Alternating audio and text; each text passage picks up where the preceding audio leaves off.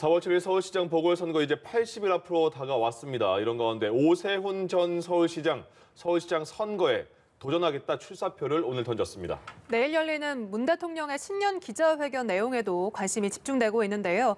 정치권 소식 두 분과 짚어보겠습니다. 배종호 세한대 교수, 이상일 국민의힘 전 의원 모셨습니다. 네, 어서 오십시오. 안녕하십니까? 안녕하세요. 예. 오세훈 전 서울시장이 오늘 출사표를 던졌습니다. 조건부라는 것도 빼고 10년 전에 약간 사과의 메시지를 남겼거든요. 이거는 먼저 어떤 의미인지 이상일 전 의원께 여쭤볼게요. 예, 그렇습니다. 오세훈 전 시장이 지난번에 이제 조건부로 안철수 전 지금 국민의당 대표가 만약에 국민의힘으로 입당하거나 통합을 한다면 본인이 출마하지 않을 수도 있다. 네. 이거에 대해서 이제 오늘은 좀 사과하는 이야기를 했습니다. 왜냐하면 오세훈 전 시장에 대해서 적극 지지하는 분들이 예.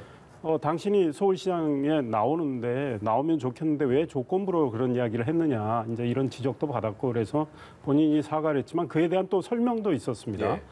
내가 그런 이야기를 했던 건 안철수 대표하고 통합을 하기 위해서 단일화를 먼저 사실상 당대당 통합 또는 안철수 입당 이렇게 해서 단일화를 성숙할 수 있는 기반을 만들어 놓고 서울시장 경선을 하면 좋겠다는 이런 취지였다. 예. 그런데 저를 지지하는 분들의 그 뜻을 헤아리지 못하고 성급하게 이걸 이야기한 거는 좀 잘못됐다, 사과드린다, 이런 취지의 이야기를 했고, 예. 또 10년 전에 본인이 서울시장직을 중도에 무상급식 시민투표와 연계해서 던진 거, 이거에 대해서도 본인이 많은 시민들에게 빚을 졌고, 그동안 이분이 계속 그 문제에 대해서 사과를 좀 해왔습니다. 네. 그때 본인의 생각이 짧았다고. 그래서 본인의 과거에 대한 일단 이 성찰을 좀 했고요. 오늘 강조했던 건 그거 같습니다. 서울시장 경험이 이제 5년이거든요. 예. 재선 시장을 하면서 중도에 그만뒀기 때문에. 네. 그래서 이번에 보궐선거로 치러지는 서울시장은 선거 후에 바로 시장 업무를 수행을 해야 되기 때문에 예. 역시 서울시정을 잘 알고 경험이 있는 본인이 하는 게 초보시장보다는 가장 낫지 않겠느냐, 이거에 방점을 뒀다, 이런 예. 생각이 들고, 그것이 앞으로 서울 시민과의 이 많은 접촉면을 넓혀 나갈 때 본인이 가장 강조하고 홍보하는 그런 포인트가 될 것 같습니다. 민주당 쪽의 후보에서 봤을 때는 상대당 후보로 나온 거잖아요. 그럼 경쟁력이 어느 정도 또 위협적으로 있느냐, 이런 부분도 평가할 텐데 어떻게 볼까요? 지금 이제 오세훈 전 시장 같은 경우는 일단 당내의 경선 경쟁력, 네. 그리고 본선 경쟁력 두 가지를 봐야 되지 않겠습니까? 그런데 본선 경쟁력이 아무리 좋아도 당내에 경선 경쟁력이 없으면 본선 무대를 밟을 수가 없는 그런 상황 아니겠습니까? 근데 이제 당내의 경선 경쟁력은 빅2에는 들어가는 것이 틀림없지만은 예. 나경원 전 의원에 비하면은 조금 떨어진다라고 볼 수밖에 없어요. 그 근거는 첫 번째로 전체적인 여론조사 결과 나경원 전 의원에 비해서 약간 떨어지는, 물론 엎치락뒤치락 하는 것도 있지만 예. 전체적으로 좀 떨어지는 그런 여론조사가 있고요. 두 번째로는 나경원 전 의원 같은 경우는 이제 여성 가산점 10%가 있습니다. 그래서 이 부분을 과연 오세훈 전 시장이 극복할 수 있는가라는 문제가 가장 큰 숙제고요. 예. 그리고 세 번째는 지금 이제 이 의원께서도 얘기를 하셨지만은 출마 명분이 가장 중요해요. 근데 이제 본인이 여태껏 대선 출마하겠다라고 했다가 갑자기 서울시장 출마로 선언을 했거든요. 예. 그러면서 이제 조건부 출마 카드를 꺼내 들었어요. 안철수 대표가 만약에 입당 또는 합당을 하면 나는 출마하지 않겠다. 네. 그렇지만은 그렇게 하지 않는다면 나는 출마하겠다라면서 본인이 조건부 출마 카드를 만들었는데, 이거는 이제 큰 정치를 하는 정치인으로서는 굉장히 부적절해요. 그게 무슨 얘기냐면, 큰 정치를 더구나 이제 서울시장 선거 정도를 나가는 그런 후보자라면 자기의 소신과 가치 판단에 의해서 결정을 해야 되는데, 다른 사람의 선택에 따라서 자기의 운명을 결정하겠다. 이거는 제가 볼 때는 유권자들이 납득하기 어려운 부분이고요. 예. 이 문제는 이제 극복하기 상당히 어렵고, 다만 단점만 얘기하면 안 되잖아요. 장점도 네. 얘기해야 되잖아요. 예. 오세훈 전 시장 같은 경우는 이제 본인이 얘기했지만은 시장으로서 5년 경험이 있다. 네. 그런데 지금 1년짜리 시장이기 때문에 인턴 시장이라든지 아마추어 시장은 안 된다라는 이제 서울시장의 경험은 굉장히 장점이고요. 또 하나는 지금 이제 보수 주자들 가운데 오세훈 전 시장만큼 중도, 개혁 또는 합리적인 그런 카드는 또 없어요. 그런 점에서는 장점이다라고 얘기를 할 수가 있겠습니다. 알겠습니다. 네, 이렇게 오전 시장까지 출마 선언을 하면서 야권 내 빅3로 불리던 이 후보들이 모두 출마 선언을 한 셈입니다. 과연 그 변수가 이제 단일화일 텐데요. 네. 김종인 비대위원장은 일단 3월 초 이 단일화를 얘기를 하면서 당내 경선에 좀 집중하는 모습이거든요. 어떻게 일단 보십니까? 김종인 위원장 말씀대로 지금 그렇게 국면이 흘러가는 느낌입니다. 예. 그러니까 지금 당장 안철수 국민의당 대표가 국민의힘에 입당할 가능성은 없고요. 그다음 또 서로 당대당 통합이 이루어질 가능성도 없기 때문에 국민의힘의 서울시장 후보 경선 열차는 이제 떠난 겁니다. 아마 내일부터 후보 등록을 받게 되고요. 네. 그래서 국민의힘 경선 절차가 진행이 되죠. 그러면 후보가 선출이 된 다음에 안철수 국민의당 대표하고 단일화가 3월 초쯤 굉장히 관심이 집중되는 가운데 이루어질까라는 이제 물음표가 생기는 거죠. 예. 네. 지금 현재로서 단일화가 될지 안 될지 단언하기는 어렵지만 만약에 김정일 위원장 말씀대로 3자 구도로 가도 국민의힘이 이길 수 있다고 말씀하셨지만 예. 그런 상황이 조성이 안 될 경우에 국민의힘 쪽에서도 단일화하자는 목소리가 커질 겁니다. 그러니까 이제 여론의 흐름을 봐야 되는 상황이기 때문에 지금 단일화에 대해서는 예단하기 어렵고 국민의힘 경선과 관련해서 우리 이제 배 교수님 말씀 좀 부연 설명을 드리면 이런 겁니다. 이제 오세훈 후보의 경우에 여론조사는 나경원 지금 후보라고 가정을 하면 전 원내대표지 않습니까? 예. 두 분과 오차범위 내에서 2, 3위 다툼이 있었어요. 1위는 안철수 국민의당 대표였고 그런데 이제 국민의힘 내에서 경선이 이루어지면 네. 또 새로운 여론조사가 이루어질 거 아닙니까? 안철수 대표는 빼고 예. 아마 여론조사가 이루어질 때 어떻게 여론이 형성될지는 지켜봐야 될 것 같고요. 다만 이제 지금 여성 후보들이 유리한 것은 나경원 전 대표를 비롯해서 이해운 전 의원, 조은희 구청장 이런 분들이 유리한 것은 예비 경선을 합니다. 저희가 지금 국민의힘에서 10명의 후보가 나오고 네. 있거든요. 예비 경선을 하는데 여성에게 가산점을 20%를 줍니다. 예, 예. 그러니까 본인이 얻은 득표의 20%를 주거든요. 그러니까 여성 후보들이 유리해져요. 그다음에 본 경선에 가면 10%를 줍니다. 예. 근데 예비 경선을 통해서 4명의 후보를 압축해가지고 1대1 토론을 하겠다는 거 아닙니까? 네. 그렇다면 제가 보기에요. 이 4명 안에 들어갈 분들이 오세훈 전 서울시장은 들어간다고 보고요. 나경원, 조은희, 이해운 이런 분들이 들어갈 가능성이 커요. 왜냐하면 예비 경선에서 20%의 가산점을 예. 얻기 때문에 그러나 이런 걸 지켜봐야 되겠죠. 네. 결국에 그 마지막에 최종 단일화가 될 것인가 국민의힘에서 마지막 한 명이 나오고 안철수 후보랑 이렇게 단일화가 될 것인가 그 문제인데 지금 김종인 위원장의 지금까지 언급과 모습을 보면 단일화를 원하고 있는 것인가도 그 물음표를 던지는 사람들도 있거든요. 어떻게 네, 생각하세요? 그 부분에 대해서는 이제 안철수 그리고 김종인 두 사람의 패는 명백해요. 네. 김종인 비대위원장의 패는 안철수 대표 정말 서울시장 하고 싶으면 우리 당에 입당해라. 예. 그래서 경선해서 서울시장 후보로 나가라라는 것이고 그렇게는 못하겠다. 안철수 대표는. 왜냐하면 과연 내가 국민의힘에 들어갔을 경우에 당 대표가 들어갈 수 있느냐라는 이제 그런 예. 명분이고 실질적으로 본인이 국민의힘 경선을 통과할 수 있을 것인가. 그리고 통과했을 경우에도 본인이 이제 본선에서 승리를 해야 되는데 그러려면 자기는 이제 중도 또는 더 나아가서 진보까지 외연을 확장해서 그 표를 얻어서 결국 이제 필승을 해야 되는데 예. 그런 부분이 마이너스다라면서 이제 거부를 하고 있는 이런 상황이거든요.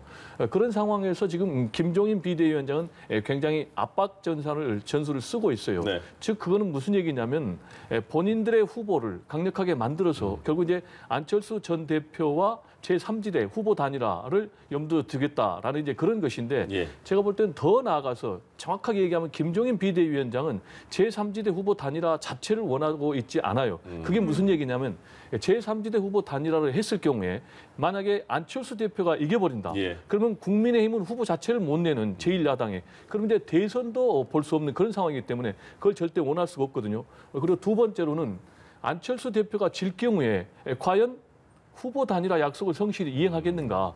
과거에 10년 정치 행보를 보니까 안 하더라. 그러면 김종인 비대위원장이 선택하는 카드는 하나예요. 예. 결국은 계속해서 압박을 해서 안철수 대표가 국민의힘 안으로 들어와서 경선을 하든지 아니면은 아예 주저앉히겠다라는 것이거든요. 예. 그렇다면 안철수 대표 입장에서는 본인이 들어가든지 아니면은 출마 자체를 포기해야 되는 그런 상황이거든요. 그렇게 되면은 양자 간에 절충점이 나오지 않을 가능성이 굉장히 높기 때문에 그러면 제3회 지대에서 3자 후보 단일화할 가능성은 없다. 그러면 결국은 3자 대결 후보로 서울시장이 선거가 이루어질 가능성이 굉장히 높다. 예. 그렇게 되면 어떻게 되느냐. 과거의 선거를 쭉 돌이켜 보면은 분열하면 필패를 했어요.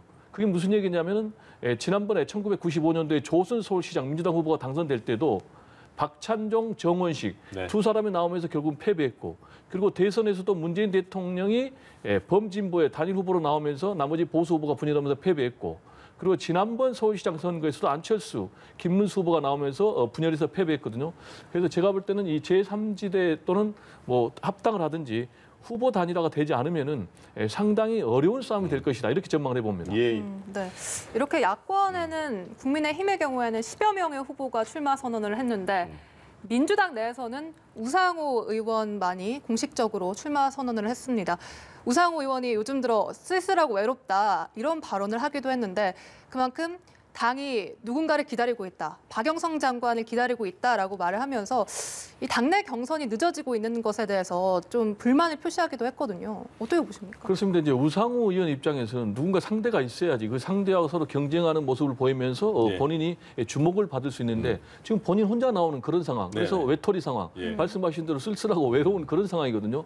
근데 더 나아가서 지금 민주당에서는 서울시장 후보 경선 일정 자체를 안 내고 있기 때문에 그러게요. 굉장히 우상호 의원 입장에서는 모양새가 좋지 않아요. 그래서 예. 혹시 우상호 의원은 이렇게 되면은 어떤 제3의 후보, 그게 이제 본인은 박영선 장관일 수도 있고 또는 요즘 나오는 이제 김동연 전 부총리일 수도 있고, 네. 그래서 누군가 특정인을 만들기 위한 그런 당의 움직임이 아닌가라면서 이제 견제를 하고 있는 그런 상황인데, 예. 역시 이제 가장 중요한 것은 박영선 장관이 출마하느냐 안 하느냐 그 문제예요. 그게 무슨 얘기냐면 지금 김동연 전 부총리 같은 경우에 살아있는 카드라고 저는 봅니다. 네. 그러나 김동연 부총리 같은 경우는 박영선 장관 카드하고 연동돼 있어요. 그게 무슨 얘기냐면 박영선 장관이 서울시장에 출마를 만약에 결심할 경우에는 박영선 장관을 상대로 해서 본인이 경선에서 이길 가능성은 거의 없거든요. 예. 그래서 만약에 박영선 장관이 출마를 안 한다, 그러면 이제 박영선 장관이 들리는 말로 얘기하면은 지난해 11월 달에 지금 김동연 부총리를 만나서 서울시장 출마를 권유를 했다는 얘기도 있어요. 네. 그러면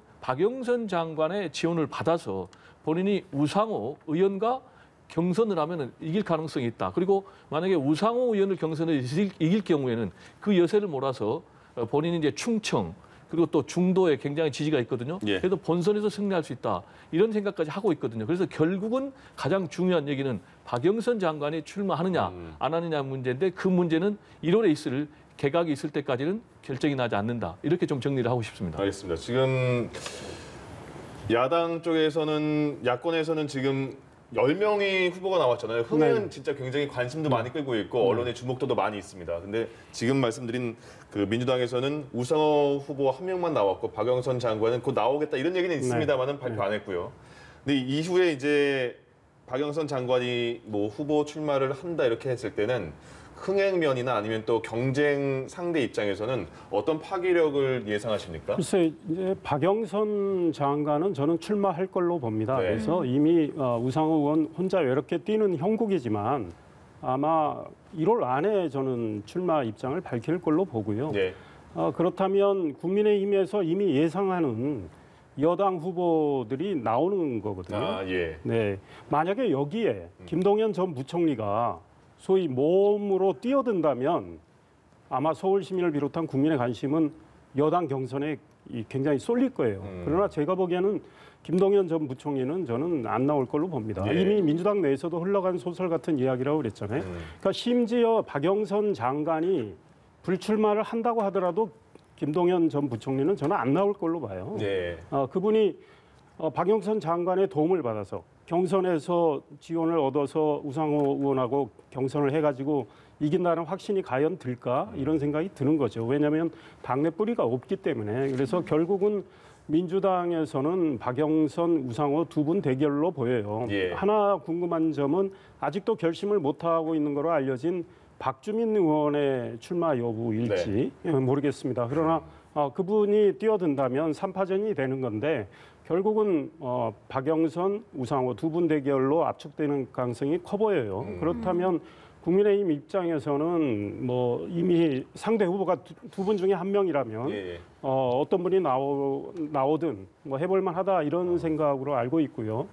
서울시장 보궐선거, 부산시장 보궐선거와 관련해서 국민의힘뿐 아니고 많은 분들이 왜 838억 원의 국민의 세금을 써서 이런 보궐선거가 생겼느냐. 예. 이거에 대한 국민들의 생각들이 아직도 있다고 봅니다. 결국은 민주당의 귀책 사유로 민주당 자치단체장의 수성추행 범죄 혐의로 이런 선거가 이루어졌기 때문에 결국은 이번 두 광역시장 보궐선거는 심판하는 선거가 되리라고 국민의힘 쪽에서는 생각을 하고 그걸 아마 굉장히 강조를 할 걸로 생각합니다. 네, 알겠습니다. 그리고 내일 문재인 대통령이 취임 후 네 번째 신년 기자회견이 예정돼 있습니다. 예. 무엇보다 이번 기자회견에서 관심은 과연 두 전직 대통령에 대한 사면론에 대한 이 대통령의 의견, 생각이 나올지 그 여부인데 어떻게 예상하십니까? 저는 이제 그 부분에 대해서는 이미 청와대가 입장을 내놨다고 봅니다. 네. 지금 이제 문재인 대통령의 신년 기자회견 입장 표명 전에 청와대에서 두 분이 입장을 밝혔어요. 사실상 한 분이 최재성 정무수석, 또 네. 한 분이 이제 강민석 대변인인데 최재성 정무수석은 이제 세 가지 이유 때문에 사실상 사면에 대해서 부정적이었어요. 첫 번째로는 국민의 생각. 국민의 눈높이에서 고려돼야 된다라고 얘기를 했거든요. 즉 이 얘기는 국민의 생각, 눈높이에서 현재 보면은 상당히 좀 거리가 있다라는 얘기를 우회적으로 얘기한 거 아니겠습니까? 네. 그리고 두 번째로는 이 사면이라는 것이 대통령의 고위 권한이긴 하지만 국민으로부터 위임받은 권력이다. 따라서 국민이라는 두 글자를 빼놓고 생각할 수 없다. 예. 라는 얘기는 결국 일본하고 같은 얘기예요. 국민들이 지금 부정적이다. 그래서 이 부분에서 대통령이 마음대로 할 수 없다라는 얘기를 애둘러서 한 거고요. 그리고 세 번째로는 이제 사과와 반성에 대해서도 얘기를 했어요. 예. 지금 여당에서는 이제 사과와 반성을 전제로 사면을 고려할 수 있다라고 얘기를 했고, 그런데 지금 국민의힘 쪽에서는 과거에 김종인 비대위원장이 두 전직 대통령의 비리에 대해서 사과를 했지 않습니까? 예. 그런데 이번에 또 그 사면과 관련해서는 뭐 정치 재판이냐, 뭘 사과하느냐 이렇게 나오면은 모순이다. 상당히 정치적으로 정치권에서 이걸 쟁점화시키면은 예. 대통령의 부담이 된다.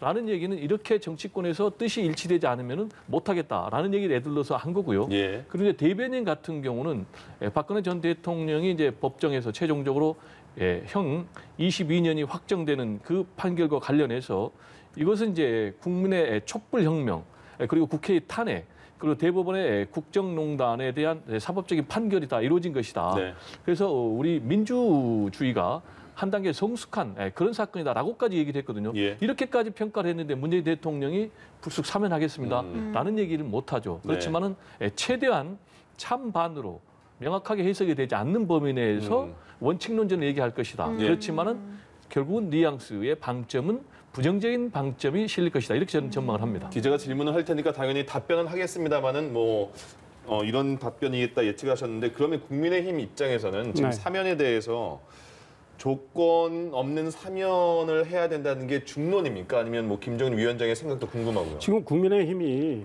그 사면을 해달라고 당에서 공식 입장 낸 적이 없습니다. 그렇습니다. 예. 그러니까 의원 개개인 어떤 분들이 사면하는 게 옳다 정도 이야기를 하고 있는 거거든요. 예.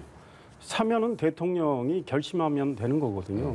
이제 공은 문재인 대통령이 가 있는 겁니다. 예. 게다가 이명박 박근혜 전 대통령 쪽에서 사면해달라고 지금 애걸복걸하지 않고 있어요. 이분들은 지금 정치보복을 당하고 있다고 생각하기 네. 때문에 그러면 문재인 대통령이 2019년에 말이죠. 취임 2주년 KBS 대담할 때 뭐라고 그랬느냐. 내 전임자였기 때문에 정말 내가 가장 가슴 아프다. 사면에 대한 이야기가 나올 때 그렇게 답을 했어요. 그리고 내가 부담이 크다. 그러면 그 부담을 덜리면 본인이 판단해서 하면 되는 거예요. 예. 하기 싫으면 안 하면 그만인 거죠. 그런데 문재인 대통령이 과연 지도자의 면모를 어떻게 보일지 저는 궁금해요. 예. 그러니까 미국의 제럴드 포드 대통령이 리처드 닉슨 대통령 밑에서 부통령을 하다가 하야하고 나서 대통령이 됐거든요. 워터게이트 도청 사건 때문에 닉슨이 하야합니다. 네. 바로 사면합니다. 그래가지고 비난 여론이 엄청 높았어요. 그것 때문에 선거에 떨어집니다. 그런데 역사는 지금 어떻게 평가하느냐? 국민 통합을 위해서 정말 포드가 판단을 잘했다 이렇게 하고 있습니다. 국민 눈높이, 국민 여론을 이야기하는데 현 정부가 국민 눈높이 여론에 맞춰서 일을 많이 했습니까? 조국 전 장관의 문제, 예. 추미애 법무부 장관의 문제, 국민 여론은 어땠습니까?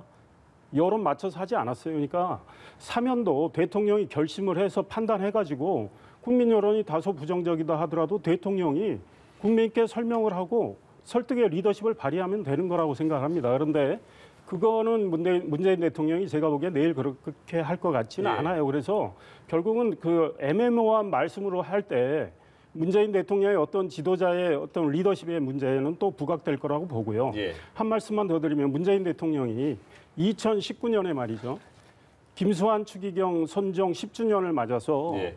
문체부 1차관을 통해서 그 말씀을 내놓습니다. 그때 뭐라고 그러냐면 김수환 추기경이 그리운 까닭은 미움과 증오보다는 사랑과 화해를 기도하는 그런 알겠습니다. 우리 시대의 스승이었기 때문이다. 이 정신을 문재인 대통령이 살려주시길 바랍니다. 알겠습니다. 사면에 대해서 한 말씀씩 하셨으니까 여기까지만 듣겠습니다. 두 분 여기서 인사드릴게요. 고맙습니다. 고맙습니다. 예.